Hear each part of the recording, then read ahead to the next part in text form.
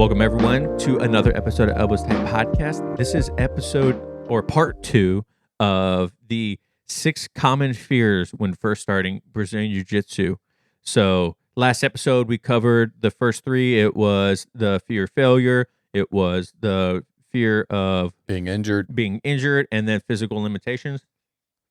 Today, we have the next 3. Obviously, that's why it's part 2. Anyways, so let's just jump straight into it. John, what is number 4 of the 6 common fears? Man, so this is a big one.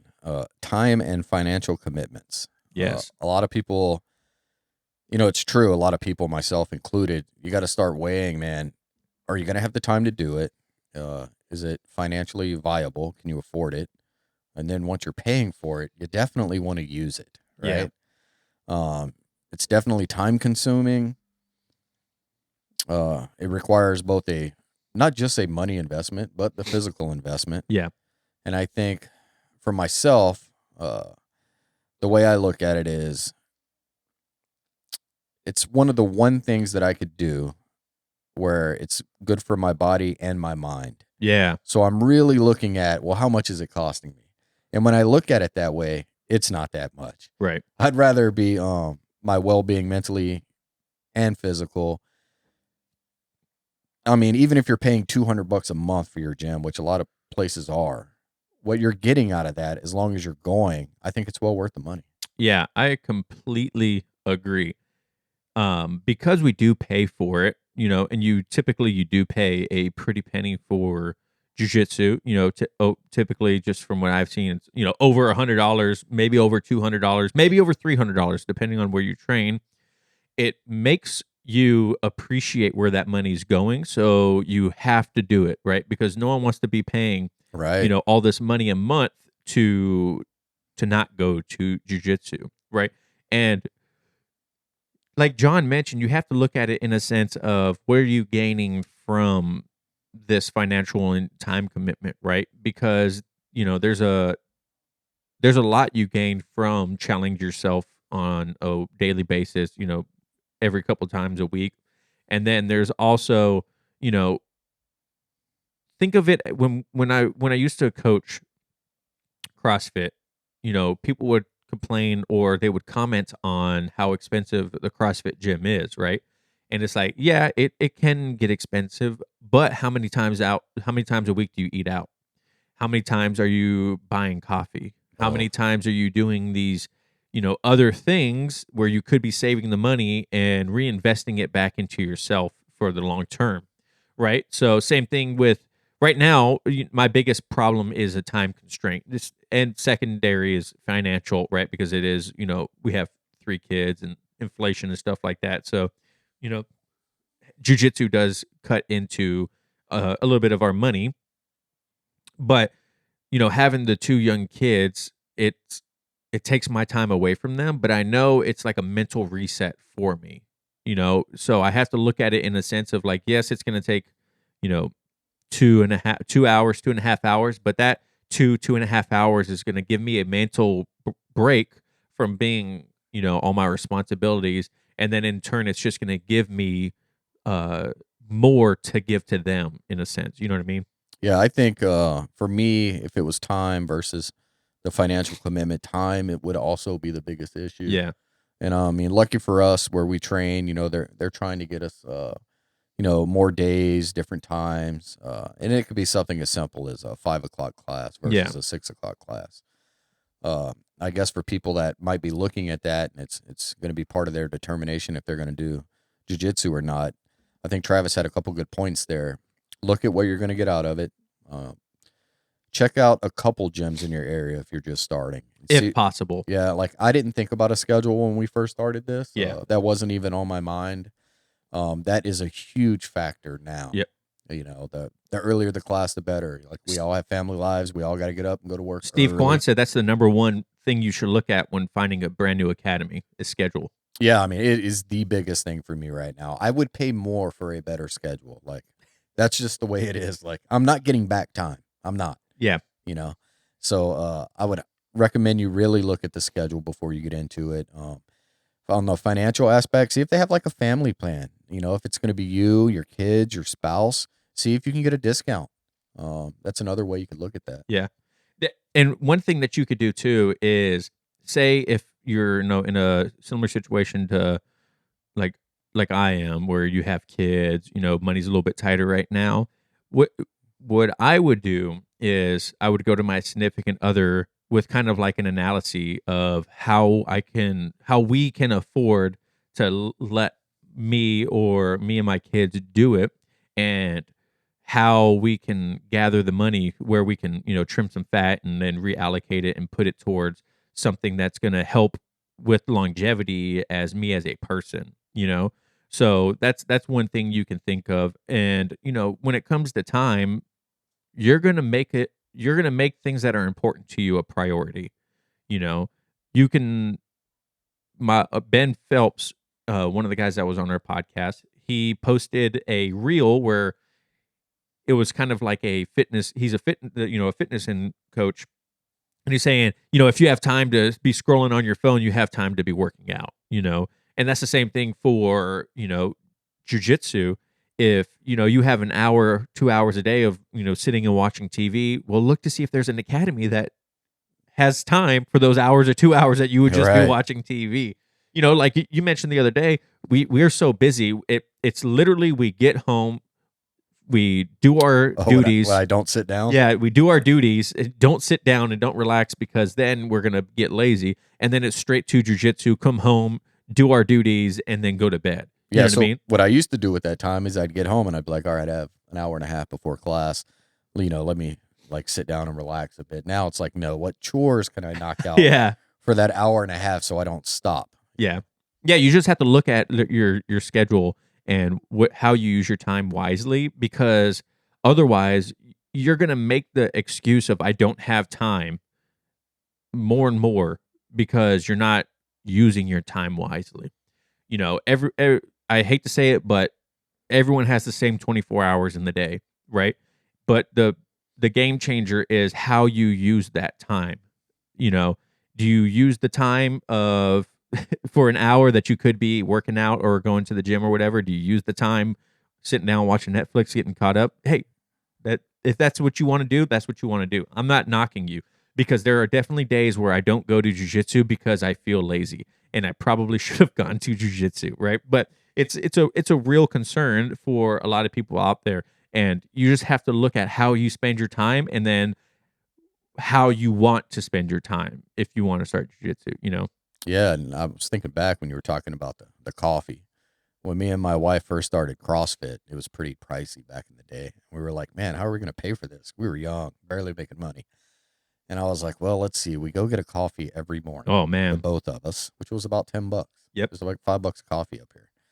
So I was like, well, we cut out the coffee. There's our gym membership for CrossFit. And so we cut it out, man, probably 20 years ago. And we just never went back to buying coffees like that again. Yeah. So there's ways to do it, and even probably the one I forgot, the biggest one I forgot. Let me silence my phone. Excuse me, people. Sorry.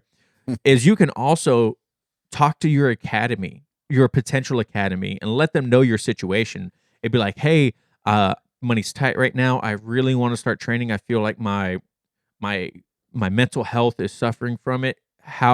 Or my physical health, or I need it for X, Y, and Z reasons. Talk to them. Be like, hey, if I come in, I clean the mat, I help do something around the gym, or can we do like a prorated payment or something? Talk to the academy, and maybe they have a program, or they can help you in those times until you can start paying the full price, or maybe take over coaching or something like that. Talk to the academy too. That's something I feel like a lot of people are intimidated about doing and get like an anxiety about, because they don't want to come forth with like, hey, I'm struggling, but I still want to do this. I still want to make this a priority. Yeah, dude. I think we had that seminar one time, and somebody showed up thinking it was an open mat. Oh yeah. They did the seminar, and I think it was $100 for the seminar, and they Yeah. were kind of panicking. I was like, yeah, it made me think of that. Yeah, right. And it's like they did not pay for the seminar. They said, hey, I'm gonna go get the money. I was like, all right. They never came back. No worries. So, but John, what's number 2? Social anxiety. That's a big one. I don't know if you can ever really get over that in jiu-jitsu, especially when it comes to competition. I think that's a big reason people don't want to compete. It's also, I mean, it's challenging if you're going to go into an environment like jiu-jitsu and you don't know anyone and you're just walking in the door and, let's face it, not everyone is friendly. A True. lot of people are private and, they're introverts. So it's a real challenge to just go into an environment where you don't know anyone and you're about to, struggle cuddle with them on the mat, and do introductions. And that's a real challenge. Lately I've probably been doing a little bit of a disservice with new people. I used to be really outgoing and I'd go introduce myself, and I probably got a little jaded over the years because nobody stuck around. So it was like you were doing it like every class. And I'm gonna get better on that. But I think everyone's going to understand when you show up and you're brand new, and for the most part, they're all going to treat you well. Yeah. And help you out with your first couple classes. Yeah, the anxiety is real. The walking in that door the first time is a very, very scary thing, but you have to give yourself a pat on the back because one, you got in the car. Yeah, that's Two, true. you got out of the car. Three, you walked in the door, and then four, you stood there and talked to someone about the possibility of joining. So the anxiety is real, and I still get it. I don't. When we go to other schools or other academies, you have this anxiety of how are these people going to perceive me? How are they going to treat me? Who's going to like try to beat me up? Is there going to be like a proving ground going on when I get on the mat and try to roll with these people? These are all real things, and you can't let your anxiety control you. I have social anxiety. I have anxiety. I'm claustrophobic.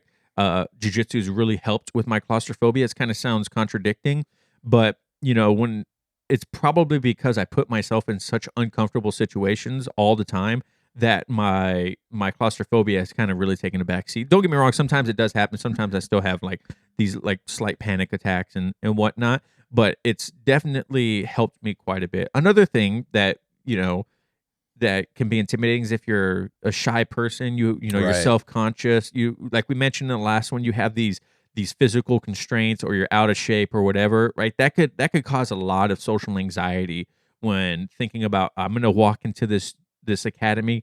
Everyone's going to be better than me. Everyone's going to look at me like I don't know what I'm doing or anything like that. And you start playing all these horrible situations in your head when really it's not. It's typically not like that. No, not at all. And, when you show up, if you're worried about rolling or any of that, like I said, you can always talk to your partner. You can let them, hey, man, this is my first class. I don't know what I'm doing. I've had them tell me that. And I'm like, hey, no problem, man.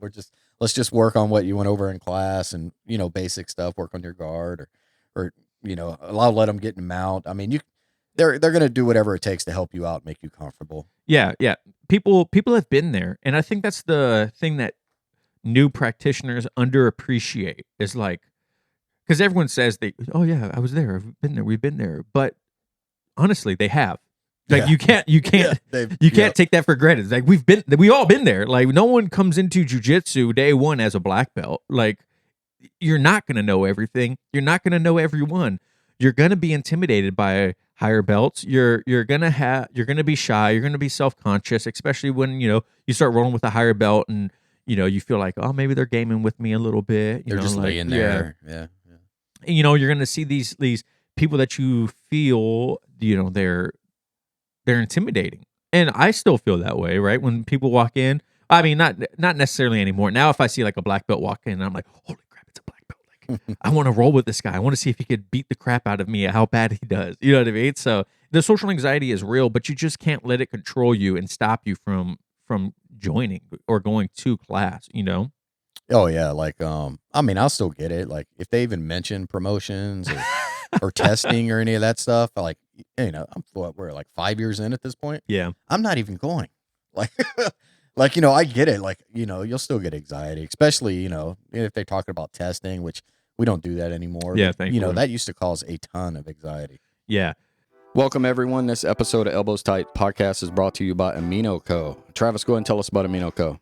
So I have been using Perform by Amino Co. It is 100% science-backed formula, patented. and it is a great pre-workout and intra-workout. Some of the science behind it is it supports athletic performance by triggering muscle protein synthesis and reducing muscle breakdown during exercise. It improves the mental focus and decreases the feelings of fatigue by providing the optimal balance of neurotransmitter precursors. And then finally, it increases nitric oxide production and promotes energy for sustained peak performance. I've been using this about 30 minutes before my jiu-jitsu classes, and I must say it has been helping me immensely. I feel more focused. I feel more energized. Recovery after class feels much better. I wake up in the morning after and don't feel nearly as beaten up, and it tastes great. I have the pink lemonade right here. I have the blue raspberry coming in. Jon, where can people at home find this? You can go to aminoco.com/elbowstight. You can use the code elbowstight. You'll get 30% off. Again, go to aminoco.com/elbowstight. Use the code elbowstight to get 30% off, and you get a free gift with every purchase. Ooh. Thank you, AminoCo. Thank you, guys. Yeah, and it's like Mike, he talked about, how jiu-jitsu has helped with his like depression, anxiety, exposure therapy. I feel like the mental side of jiu-jitsu is probably, you start off thinking it's going to be all the physical side of you that is gaining from doing jiu-jitsu, but honestly, it's almost like, I'm going to say 70-30. No, probably 60-40 of mental versus physical. Oh, mental 100%. You'll see it at work. If I have to get up and talk in front of a bunch of people, or I had a job interview a few months ago, or whatever, I'm like, that ain't nothing. Like, I'm like, that ain't shit. Like, I've been doing jiu-jitsu for years. Like, this stuff is not even remotely as challenging as the jiu-jitsu is. Like, cake.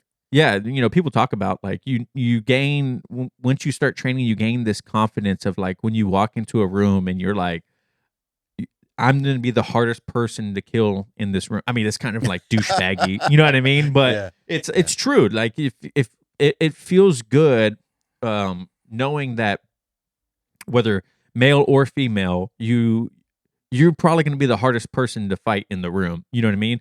And you expose yourself to getting your butt kicked all the time, and and all these other aspects of life are so trivial, and it doesn't really matter. Your anxiety goes away, your self-consciousness kind of goes away.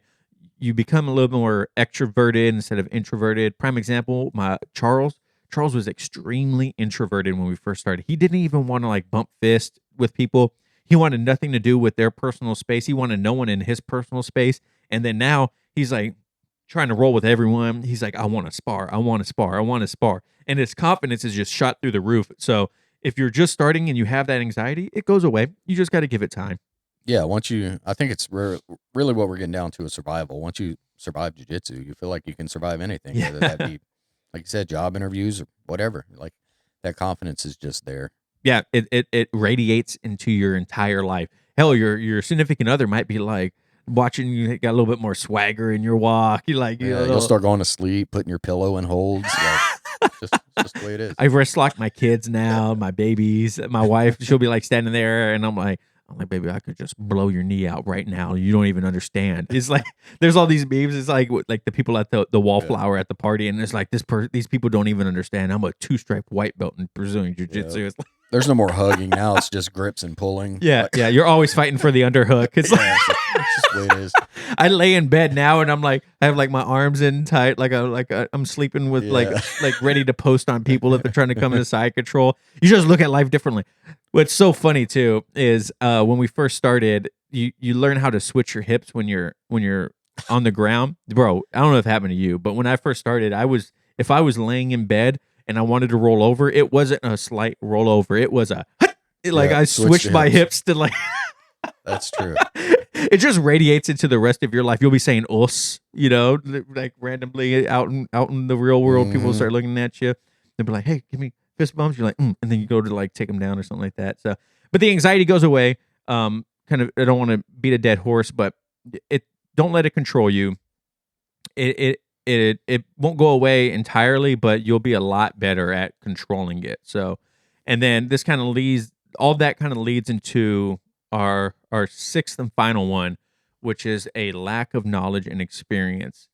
I honestly think this should have been number one in like priority, right? Because you get there, or you don't want to start because you feel like you don't know anything, or you don't have the experience or knowledge, and there's like jiu-jitsu has like its own terminology, techniques, strategies, and it's like Jon can attest, it could be super overwhelming when you first start to like absorb all this information, because they're using specific language. Sometimes they speak Japanese.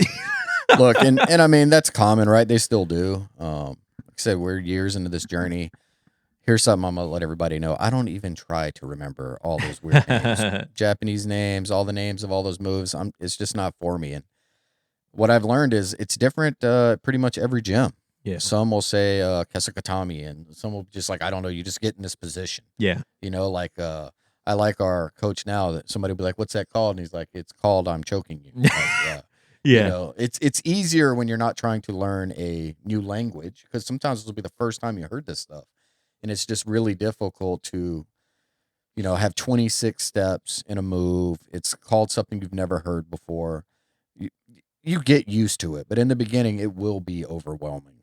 Yeah, and also when you first start, it's very overwhelming to, like Jon mentioned, all these steps and whatnot, and you think you have to do it step by step in every aspect of the technique. And I keep relaying this back to previous episodes, but Michael Courier brought up a good point. He's like, as a coach, it's not my job to teach you 1 through 8. My job is to teach you to recognize when you have 4 through 6 or 4 through 8 or 6 through 8 in the steps that and then you can still execute the technique. So we've been doing a lot more conceptual learning in class, a lot more kind of like playful learning. And it's been great because I wouldn't say dumbs down our class, but it makes it more consumable, or what's the word I'm looking for? Easier to absorb, I guess you could say, right? Because it's not a 15-step process. It's not 14 different techniques, and it's not. I mean, we're saying this, but that's an over exaggeration. But some people do have classes where it's like a 3.5 hour long seminar crammed into 1 hour. But there's these other things that go on when you first start, and it is overwhelming. It is intimidating. You're not going to understand what these things are. People are going to be like, "Hey, do you know how to trap and roll?" And you're gonna be like, "Is that like a Pillsbury Doughboy thing?" Yeah. Like, yeah, I would say, if you're just getting into it, and depending upon where you live, try a couple schools in your area and just watch a class first and see how they teach, see what the terminology is. Like Travis said, our teaching right now is very playful, which I like. Yeah. Because you'll find some are very strict, and they're like, "This is the move. This is the only way you can execute the move," and you might be in your brain thinking, well, maybe you have some type of injury that prevents you from getting your hip like that. Yeah. And you want to be able to play around and see a way it works with your body. That's kind of the way we are now, and I really enjoy it. So I would just say, look at everything that's around you, find what works best for you, and that should help alleviate some of the fear going into it. Yeah. And what's the number one thing you always hear when you roll with someone new, Jon? I roll with someone new. When you're like, "Hey, you want to roll?" You're like, "I don't." Yes, but I don't know anything. Oh yeah, all the time. They're like, I don't know what that is. Or They're like, "I don't know what I'm doing." It's like, yeah, we know. We were there. Yeah, it's okay. Yeah, and honestly, I'm more worried about me rolling with a brand new person than I'm worried about what you're gonna do. Because the challenge for someone that's been doing it for a while is you're not going to have the appropriate reactions to some things. Yeah. So we have to be careful on our end. Yeah. And that's fine. Like that's not a big deal. You shouldn't worry about that or let that scare you or be frightened or whatever when you're looking at a gym or going there. Nobody wants to get hurt, so they're going to take that into account. Yeah, the knowledge comes with the more you do it. So yeah. If you're always in fear of not knowing enough, and then you stop coming because you feel like you're too stupid, or you don't have the experience that you want, or whatever, well, it's contradicting how you're going to get better, because in order to get better is you have to do it. You learn these things from from experiencing it, from doing it in class, from, you know, watching techniques, videos. You know, some ways that like overcome a lack of knowledge is you can literally YouTube is such a powerful tool for practitioners nowadays. If you leave class and you're like, man, I got stuck in this position. What do I do? And how did I get there? You can literally do like hours of studying at home to increase your knowledge on it. You know what I mean? It's not very binary of either you learn it in class or you don't.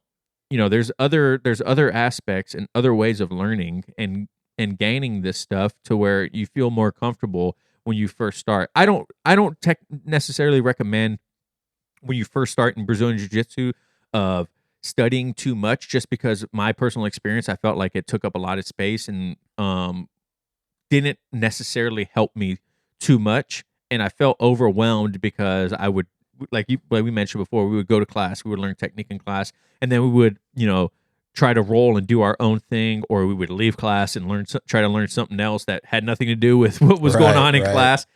Just focus on what's being taught in your academy, and if you're gonna learn, try to grow what they're teaching. Then, you know what I mean? I feel bad for people if they come to class and they're like, hey, today we're going to learn lasso guard, or we're going to do some spider or single leg X or whatever. Like, those could be very intimidating because they can be very complex positions when you first start. But it happens. You just got to keep showing up. The worst thing you could do is stop showing up because you feel like you're not understanding something. Yeah, don't get disheartened.